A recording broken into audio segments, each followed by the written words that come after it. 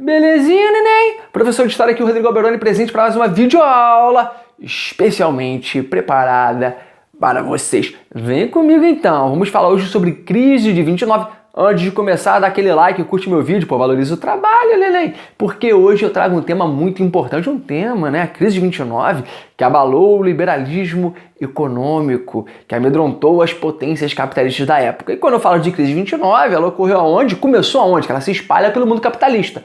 Ela começou nele, nos Estados Unidos da América. Por quê? Galera, ali no contexto da Primeira Guerra Mundial, nós vimos que o parque industrial europeu foi completamente destruído pela guerra. E quem vai surgir daí como a maior potência do mundo? Os Estados Unidos.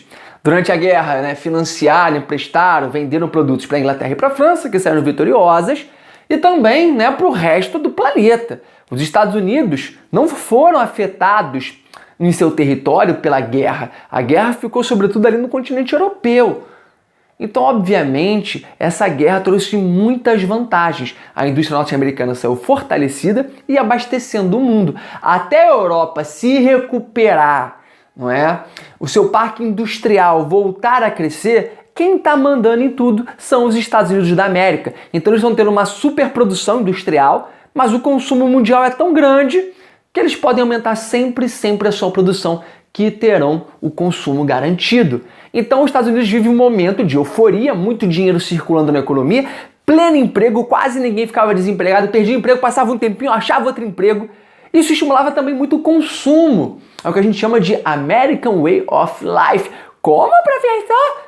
Neném, American Way of Life, o estilo de vida norte-americano. Olha essa imagem que eu coloquei aí pra vocês, né? Essa imagem, ela mostra de um lado aquela geladeira cheia, as crianças com presentes, né? Olha que coisa bonita. Isso é American Way of Life, tem geladeira nova, faz compra toda hora, a criança ganha presente. Vamos gastar porque tá fácil ganhar dinheiro. E essa era a realidade.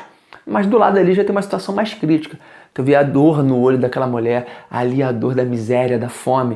O que vai acontecer, professor? Estava tudo bonito. Vem comigo. Então, como eu disse para vocês, a Primeira Guerra Mundial coloca os Estados Unidos como a maior potência do mundo, gerando aquele clima de euforia, de consumo, de alta produção. A população não se preocupava muito em poupar, porque sempre tinha emprego, o salário aumentando, tudo bonito.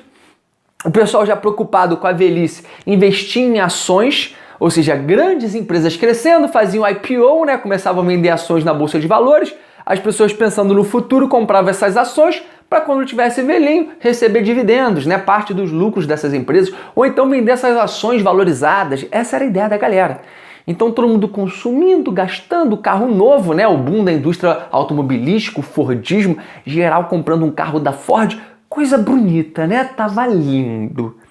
Só que o que acontece? Nesse momento prevalece uma ideia econômica chamada de liberalismo econômico, em que o Estado não deve intervir na economia. Os preços se autorregulam.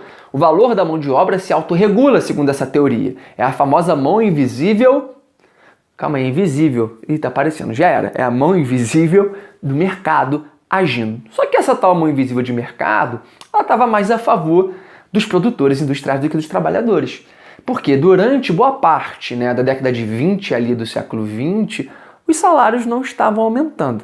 Então tem pleno emprego, mas o salário não está aumentando do trabalhador. Isso ao longo do tempo tende a reduzir o consumo, o poder de compra do cara vai caindo, porque o preço das coisas vão subindo devido à inflação.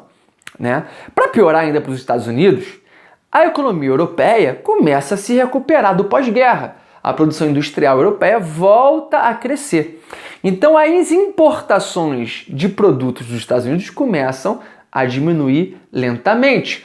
O lucro das empresas começa a cair também. Mas aquela euforia permanecia, tá tudo lindo, tudo gostoso, sensacional, tô vendendo a ação das minhas empresas, eu abro títulos de venda, as pessoas compram, tá tudo bonito. Então as empresas continuavam produzindo em larga escala, achando que uma hora o consumo iria crescer e o que estava em estoque seria vendido. Só que não estava sendo. O que está acontecendo é que com a recuperação da economia europeia e a falta de aumento salarial dos trabalhadores no geral norte-americanos, estava gerando um subconsumo. O consumo estava diminuindo enquanto a produção continuava aumentando. Então quando eu falo de crise de 1929, eu estou falando de uma crise de superprodução e subconsumo. Então as empresas estavam produzindo mais do que era consumido. O estoque ia aumentando, o prejuízo ia aumentando que a galera começou a fazer? Cortar gastos. Estamos com muito trabalhador, vamos demitir. Começou a demitir. Trabalhador demitido não ganha salário. Se não ganha salário, não consome. Então o consumo vai cair ainda mais e a produção continua maior do que o consumo. Isso gera ali um ciclo sem fim que nos guiará. Ai, Rei Leão, professor. Não, não é Rei Leão, né? Porque o que está acontecendo nesse ciclo sem fim? A produção sempre é maior do que o consumo, o prejuízo é grande, as empresas demitem mais, aumenta o subconsumo, a economia europeia se recupera ainda mais. Tá dando ruim nesse esquema aí de tal de livre mercado, não tá dando certo. Os preços não estão se regulando, as empresas estão maquiando dados, as empresas, para não terem, né, as suas ações desvalorizadas, ficavam quietinhos sobre o prejuízo, começaram a divulgar balanços fakes, falsos, dizendo que estava tudo bem. E as pessoas comprando ações, as ações só valorizando, e as empresas estavam quebrando. Até que uma empresa, ela quebra, sendo que seus balanços diziam que estavam tudo bem. Ela faliu e todo mundo achava que a empresa estava indo muito bem. Não estava. Isso gera um medo. As pessoas começam, cara, e se a empresa que eu investi todo o meu dinheiro em ações está quebrando também? Eu vou vender minhas ações. Só que todo mundo pensou igual, neném. Todo mundo começa numa quinta-feira de outubro a vender suas ações. É chamada quinta-feira negra. Todo mundo quer vender ação, ninguém quer comprar, o desespero, o preço da ação começa a cair, lei da oferta e procura, muita gente querendo comprar ações, ninguém compra, as ações vão desvalorizando, as empresas passam a não valer nada, as empresas começam simplesmente a quebrar. Isso aí vai desencadear uma crise gigantesca, que é a crise D29, um processo de falências, desvalorizações de empresas, que quebradas começam a demitir as pessoas, que não tinha nenhum plano do governo para enquadrar essas pessoas. O presidente da época, o Hoover, um republicano, não faz nada, ele era um liberal. Não, o mercado vai se autorregular, já já as coisas vão dar certo. Só que, meu amigo, passa um ano e nada dá certo. Pelo contrário, a miséria começa a aumentar nos Estados Unidos, né? E isso se espalha pelo mundo. Por quê? Os Estados Unidos estavam botando dinheiro na reconstrução da Europa. Se ele entra em crise, ele quer recuperar o seu dinheiro, começa a cobrar os empréstimos, voltar o dinheiro, parar de investir na Europa. A Europa também entra em crise. O Brasil também sofre muito. Ninguém quer comprar café, o Brasil produzia muito café, no meio de uma crise mundial do capitalismo. O Brasil vai ficar endividado, em sérios problemas também. Então vai ocorrer uma revolução aqui no Brasil, chamada Revolução de 30, reflexo muito da crise de 29. Então você olha os Estados Unidos, começam a surgir verdadeiras favelas, as pessoas sem casa, desempregadas, passando fome, começam a viver em barracos improvisados. Vão receber o nome de Hoovervilles, né? As regiões, as vilas do presidente Hoover. Porque ele não fazia nada, tomava uma atitude, o povo necessitado começa a viver em barracos. O filme Tempos Modernos, do Charlie Chaplin, sempre indico para vocês assistirem, aborda justamente essa questão. Primeiro, a ideia do trabalhador industrial, no contexto ali do Fordismo, linha de produção, todo mundo empregado. Vem a crise geral, desempregado, o personagem dele vai morar num barraco, né, numa Hoovervilles. Essa é a ideia. As coisas só vão mudar nos Estados Unidos quando um democrata, o Roosevelt, ele é eleito presidente. O Roosevelt vai adotar um modelo econômico desenvolvido pelo teórico economista John Maynard Keynes, o famoso keynesianismo. O keynesianismo dizia que no capitalismo o Estado deveria sim intervir na economia como um motor do desenvolvimento da nação. A partir daí, o Roosevelt lança o famoso New Deal, o novo acordo. É um novo acordo econômico em que o Estado passa a ser o motor de desenvolvimento da economia. Como, professor?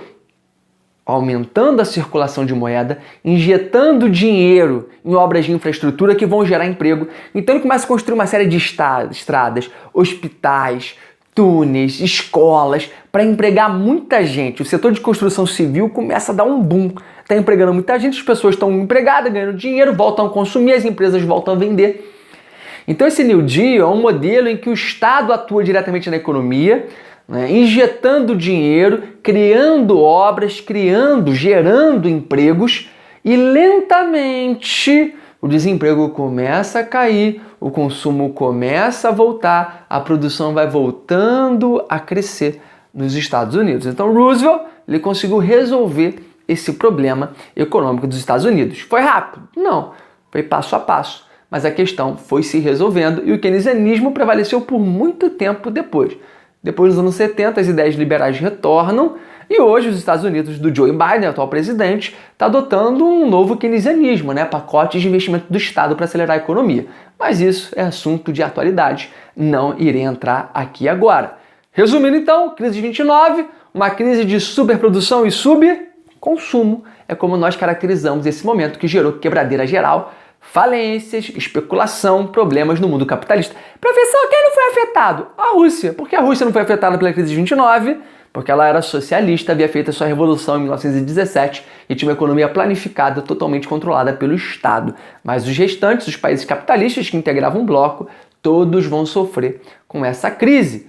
E crise que vai favorecer a chegada de um cara no poder lá na Alemanha, um tal de Hitler. Tá chegando nele. Nas próximas videoaulas vamos falar sobre quem foi Adolf Hitler e o nazismo alemão. Beijão pra vocês, tchau, tchau, até a próxima!